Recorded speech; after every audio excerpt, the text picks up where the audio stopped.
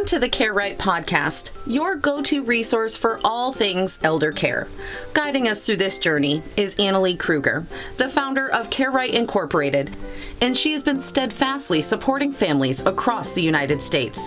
Each episode brings you expert insights, innovative strategies, and practical advice, ensuring that you're well equipped to provide the best possible care for your loved ones. Expect to gain valuable knowledge, learn from real-life stories, and get inspired to take action in your own caregiving journey. So buckle up as we dive into an in-depth discussion of elder care planning and together embrace the journey of caring for aging loved ones on the Care Right podcast. Hey, welcome back to the podcast. Annalee Kruger is here from CareRightInc.com, and she is all about elder planning. She's an elder planning specialist, and she has her book, The Invisible Patient, which Catherine O'Connor narrated. That's how we found out about her. And what impressed me about that book was that Annalee has this concept called the grab and go binder, which contains your critical plans, your documents, your insurance policies, information, and contacts. And there's just so much to know and figure out about senior living and caregiving. And we all will get old eventually. And we might have an older person in our family who needs helping and caring, and it's a lot of overwhelming information, but that's why it's good to tune into podcasts or go to Annalee's website and get some of this information so that way you don't have to get hit with it all at once. We're going to find out what we need to know. So Annalee, glad to be speaking with you. Very good. Thanks for having me. I appreciate it. And I appreciate you too. I feel like I know you, but I don't know you, right? We've known you for all these years, and I see you almost every day on Facebook, and you see my posts, and a lot of relationships these days are like that, right? When you listen to that radio DJ for all sorts of years, and you sort of know them, but you don't, and you'd miss them if they weren't there, so it's kind of this weird middle ground. But in your own words, what are you all about? What is your elevator pitch, and what problem are we solving today? Yeah, we are solving caregiver burnout for families across the globe. So 58% of adult children find themselves thrust into the role of family caregiving without ever having any kind of family meeting about the what whens of aging. So my mission is to reach families all across the world, let you know that you are not alone in your caregiving journey. It's normal to feel angry, overwhelmed, resentful, because caregiving to an elderly loved one or elderly loved ones can become a full-time job. And when you're trying to manage your own career, your own business, your own family, plus the needs of elderly loved ones, it gets really overwhelming pretty quickly. So my mission is to reach family caregivers and make sure that every family that sees the value in putting an aging plan in place has an aging plan. I love it. I love that. And I like how you said that we don't have to go it alone, that there's all of these stressors, and we've all dealt, like there's been many people who have come before you, and of course every situation is unique, but there are people that have blazed the trail already. There are resources, there are things that can just help you deal with the strain, sometimes gradual, sometimes sudden. And so the aging plan that you mentioned, what is that all about? Yeah, so and we're a team of consultants. I've built my career intentionally, virtually in 2011. And we facilitate family meetings. Most families are not talking about the what whens of aging. And we learn we have I created a whole process that I take our clients through on what's working well, what's working less well, what are the goals, what are the resources. Everybody wants to age in place at home, but it's not always feasible or affordable or a safe option for seniors. And that's also why nursing homes, memory care communities, and assisted livings are full with people who also wanted to age in place at home. So we help families understand dementia progression. We help families understand that it's normal to be a really angry family caregiver, that there's no shame in feeling that way, because caregiving, I call it the caregiver snowball. It starts out feeling manageable, but then in time when you're like having to do hands-on care or taking time off work or stepping away from your business or spending 30 hours a week coordinating care and taking parents to doctor's appointments, it's normal to feel really angry. It's normal to feel isolated. It's normal to feel like you're in this journey alone. But it's when you feel that way that you know now that you are overwhelmed, you're burned out, and what you're doing is not sustainable for your own health, your emotional health, your physical health, your financial health, and certainly your relationship with your own family as well. So we help families understand what their care options are, what their current care needs are, how much that's going to cost. We also help them understand through our care matrix project that we do on behalf of our clients, help them understand what care community options are available for if or when staying at home is no longer safe or affordable or viable. That way we train our clients and we educate our clients on what to look for, what to ask about during the care community tours, how to interview home care companies, how to be a bold advocate for their loved one in case they decide not to utilize our virtual patient advocacy services. So it's really helping them outline an actual aging plan so that, okay, when mom has a hospital stay, this is what we're going to do. We already know that we need to, we already know what we need to do. We already know where mom and dad could potentially live because they've done the tours. They've put mom and dad on the waiting list, or mom and dad have done the tours and put themselves on the waiting list of 3 to 5 different care communities, so that if or when they need to move into one, they have a higher probability of getting into a care community that they've already toured and have some relationship with and understanding of what that care community can do for them. You mentioned the grab and go binder. That's a tool that I created in 2011 when I started my company, when I started CareRight Incorporated. Because prior to me starting my company, I was a social worker and executive director in CCRCs, continuing care retirement communities, for over 20 years. And literally every single day, I had families in my office. They were blindsided because mom's in the hospital. The hospital says, here's a list of facilities. Go find one by noon tomorrow because we're discharging. And that's exactly how that goes. And so the families, the adult kids would be coming in to take a tour. They had no idea what questions to ask, what to look for. Just even literally stepping into the care community, they were just taken aback because they're like, oh my gosh, there's really sick people here. It's a nursing home, or it's a rehab center, or it's a memory care facility. And just stepping into that environment can be pretty scary and pretty overwhelming. And now you have to make big care decisions on top of that.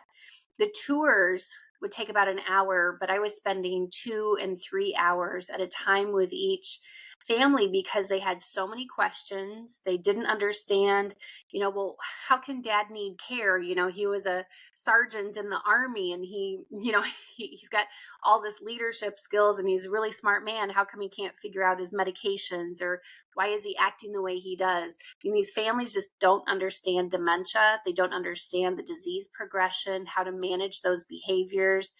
They don't understand the differences in care levels. They'll say assisted living and nursing home as if it's the same level of care and the same type of care. So my goal is really to get out there and, really help educate families so they can make informed decisions instead of being willy-nilly and assuming that they're going to have the best possible outcomes for themselves, their families, and their families' retirement funds. Okay, so what I'm getting from this is that we need to be educated, and that we basically have two choices in front of us, right? The bad choice is to kind of not be proactive and ignore the problems in front of us and make all sorts of assumptions and say, well, I'll do what's easiest for now and just get by and try to live at home and not do the research, not look into my alternatives and not communicate, which might get you by today, tomorrow, next month, but then eventually things might fall off a cliff, and then life will happen to you instead of you happening to life. And that we need to be looking into these things and planning ahead of time and get the help that is out there. But if this is suddenly thrust on us and we have to, it's like studying for a test 5 minutes before the test is given. Like, it seems like the most stressful thing there is. And so when you jump in and you help, and these families like have all these questions, is there like a top series of questions? Or if someone says, I'm overwhelmed, I don't even know what I need to know. Like, I mean, what are the commonalities, the trends that you see as far as just what the problems and the questions are? Oh, same thing, literally every day. The same thing every day. Families never call me because things are going well. No one ever calls me because they heard me on a podcast or one of my speaking engagements, or they read my book and was like, hey, you just sound pretty cool. I want to just like sit and chat with you for 30 minutes. No, it's it's they've waited until they're in crisis mode, or until they realize, hey, you know, dad's dementia has progressed to the point that he's not safe at home, or you know, the caregiver is so burned out that the primary caregiver, who's the mom, maybe taking care of dad, maybe she dies to the family's mind unexpectedly, but it's really because she was a burned out caregiver, and the family just didn't understand how much of a physical and emotional toll that is on someone to be a caregiver. So the commonalities are the same. Denial.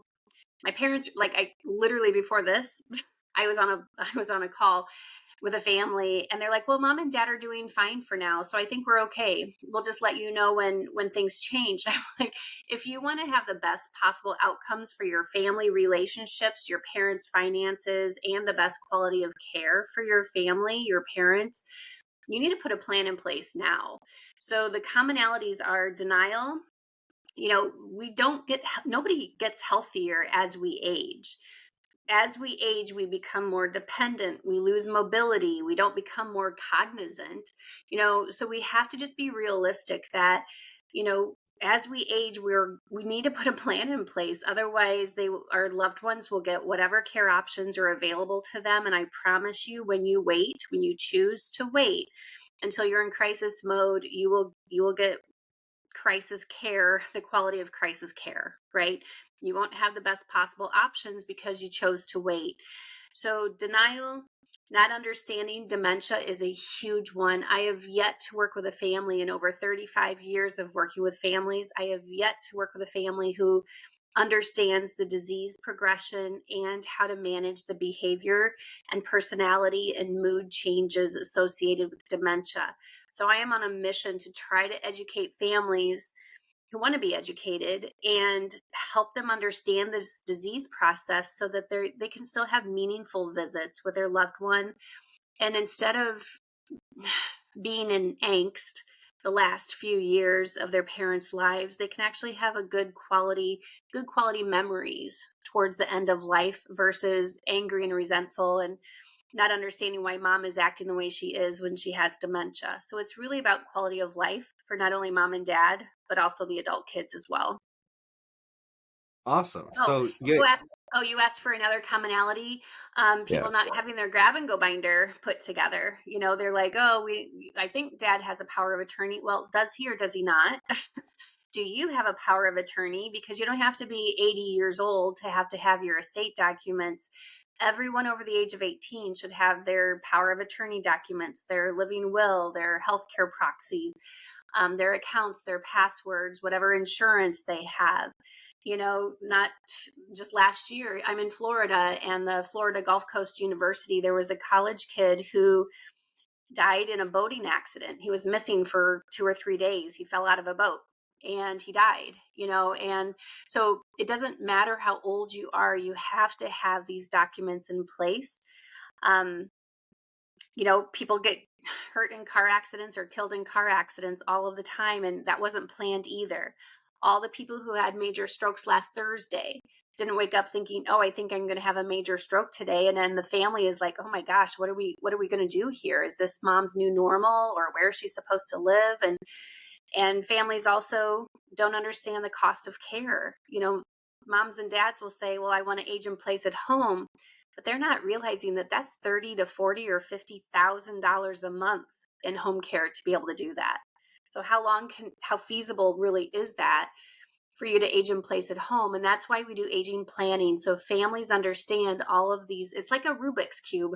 Aging, caregiving, dementia, healthcare, all of that is like a big Rubik's Cube, and we solve it with our families.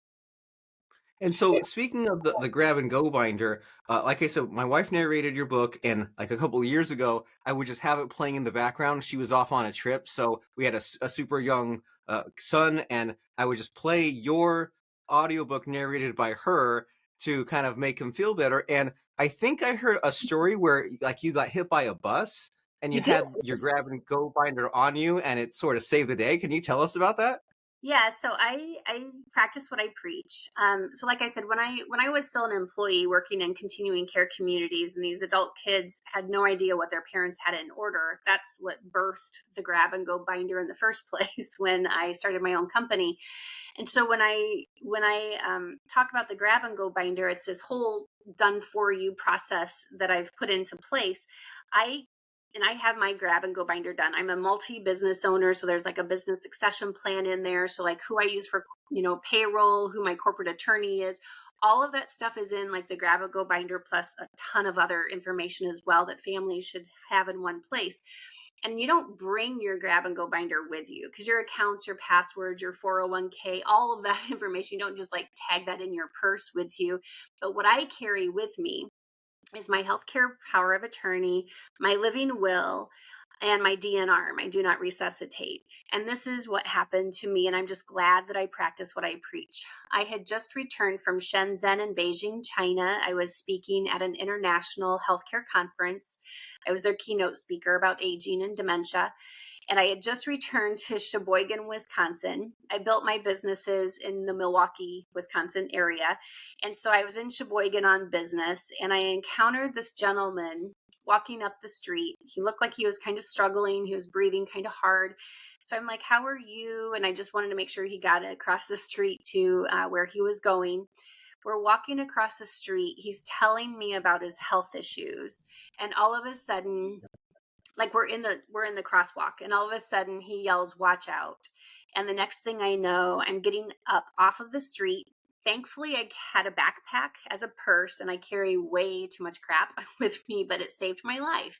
Because what happened was the school bus driver was distracted by the kids on the bus, and she blew through a four-corner stop. So instead of looking through the windshield at the intersection, she was looking up in that mirror inside the bus.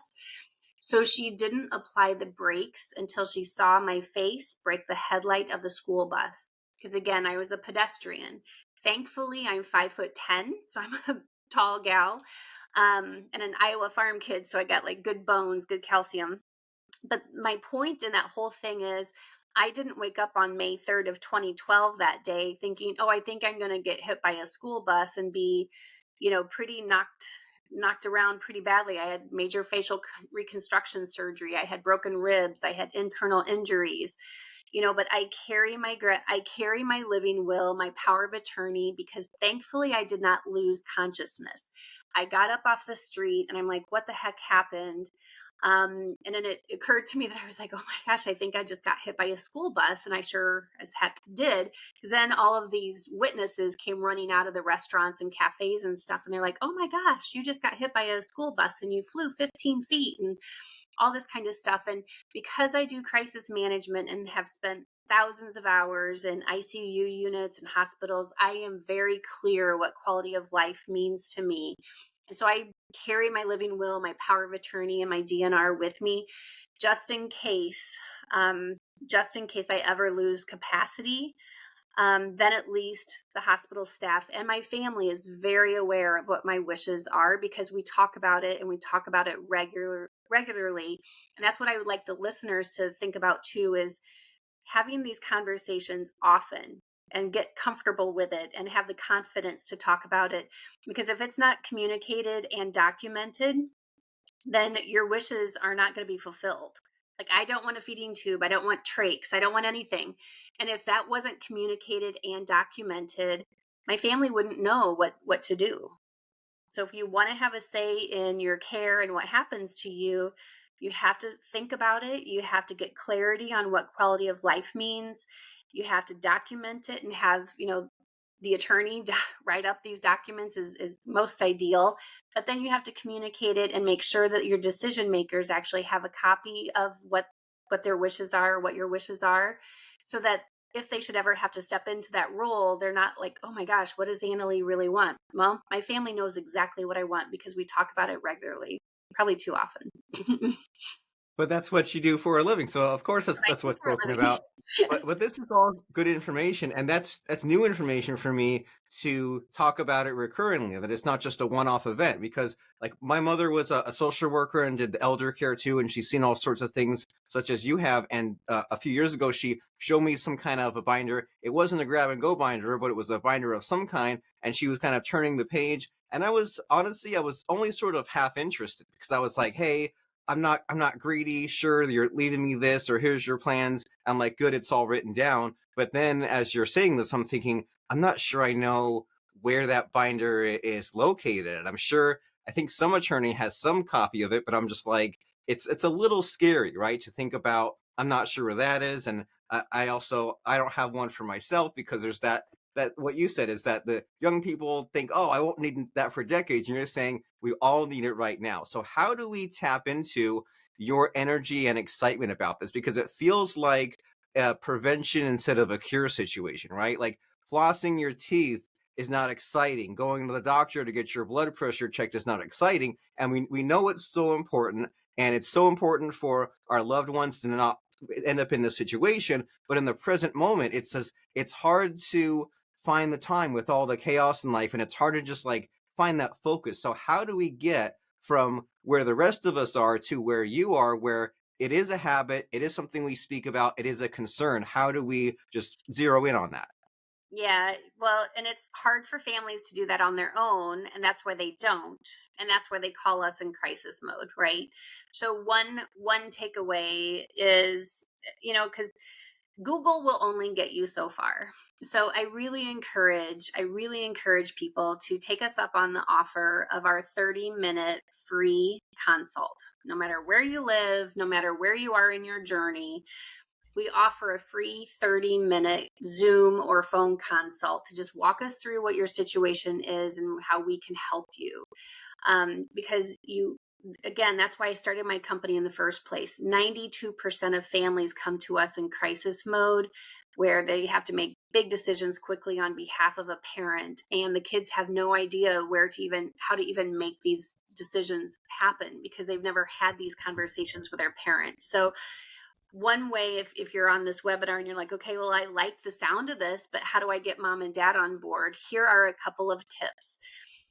Leverage this podcast, or leverage this conversation that we're having, and say, mom and dad, I heard this podcast, and this really cool gal, Annalee Kruger, haha, really cool gal, was talking about, crisis and what happens when dad has that stroke, or mom's disease progresses and she has dementia and she wanders out of the house. We leverage this podcast and say, we haven't really had any conversations about the what whens of aging, and we really need some help with facilitating this family meeting so that we can start the conversations. And Annalee and her team offer a 30-minute consult. Let's get booked on her schedule or on their schedule to talk about this. You can also speak from the heart and say, mom and dad, I love you, but we are in uncharted territory here. I don't know how to be the best caregiver to you, or I live 7 states away. I can't just easily drop what I'm doing to come rescue you every time there's a problem. We need to work with a professional to help us understand what our options are so that we can have the best aging and caregiving journey possible.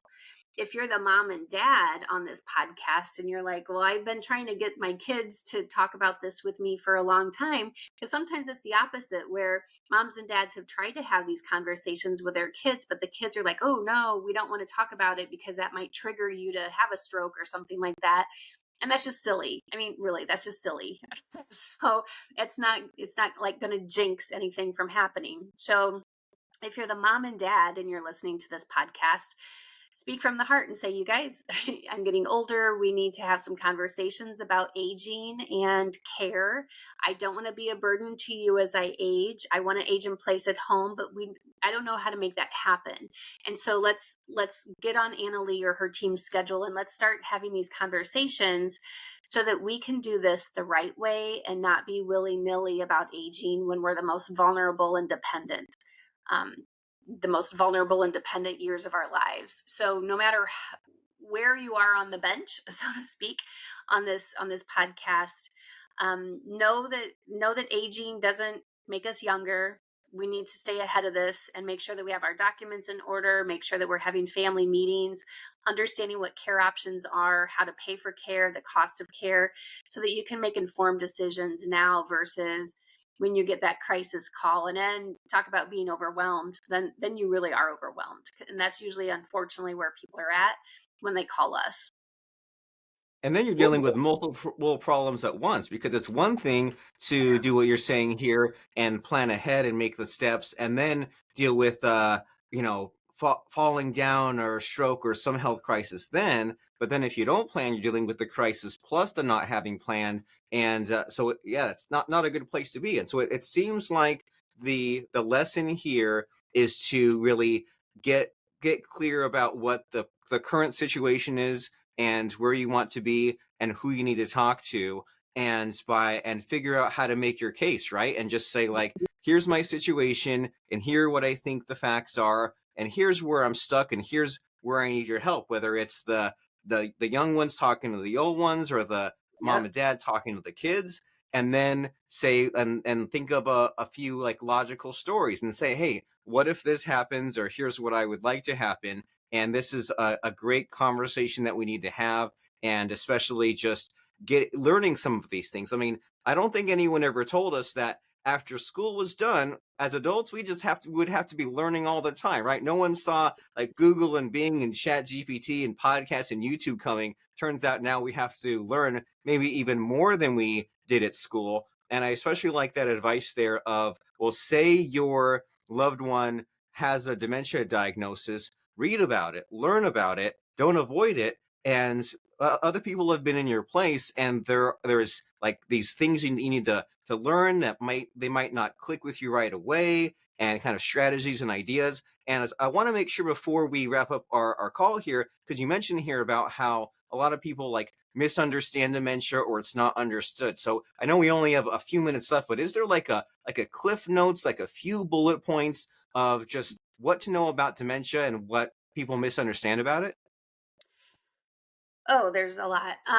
So real quick, because I take our clients through our Dementia 101 down and dirty so that they can understand what to expect as the disease progresses, and how to actually manage it as well, and still feel like you're connected to your loved one. So tips that I would suggest, because nearly every family I've ever worked with, the red flags were always there with their parent or with their spouse, if it was a spousal person with dementia. But people just don't understand dementia. They don't want to think that their loved one has memory issues until it becomes so apparent that they do, that then they can't ignore it anymore. So there really are red flags, the forgetfulness, the repetitive questions, the layering of the clothes, the getting lost when they're driving, the getting scammed. Last week, I picked up another new client.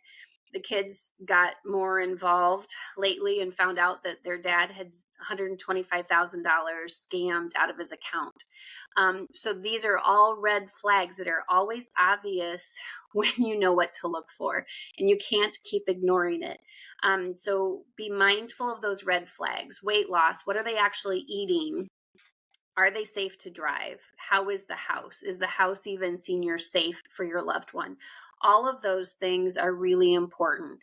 Another thing to keep in mind is, and I see this all of the time when we're helping families with the grab and go binder, parents still have the spouse named as the decision maker, and this person has, advanced dementia to the point where they don't even know where they are. They don't know their own kids, because that's what happens as that disease progresses. But yet they don't have a backup power of attorney listed. So just think, if mom is dad's power of attorney and mom's lost capacity, if their documents weren't updated, it's very likely that they may have to go through guardianship court, and that's thousands of dollars. So there's just so much that families need to understand about dementia. Google will only get you so far, even though there's all these different platforms and associations that you can leverage. The reality is people need that white glove approach, coaching and consulting and education, so they can make informed decisions. We're people, we're not an algorithm. And I will say that until my dying day. And that's great advice. If you were being sued or going through a divorce, you wouldn't say, hey, I need to go crack the law books. I need to go to law school. Maybe you would learn enough of what you need to know, but you would also go to an expert who could look at the situation, who eats, breathes, and sleeps all of this and says, hey, well, here is what you're missing out on. And if you don't make the steps, then you might have to go through guardianship court later. So let's solve some of these problems before they actually become problems. And so what's the next step here? Where you mentioned grab and go binder, CareRight Incorporated. If someone says, hey, I really want to jump on that free 30-minute Zoom call, how do they take the next step and how do they find out more about you? Yeah, they can actually go straight to my website, which is carerightinc.com, CareRightinc.com. You can email me directly at Annalee@carerightinc.com. I'm even going to give you my personal cell phone. Just know that I'm in Florida. I'm in Eastern time zone, so try not to call me at 3 a.m. But my personal cell phone is 239-770-6322. Either way, you can reach out to us and get scheduled for that free 30-minute consult. It doesn't cost you anything. It costs us our time, but it doesn't cost you as a family anything to just at least start the relationship and start the conversation.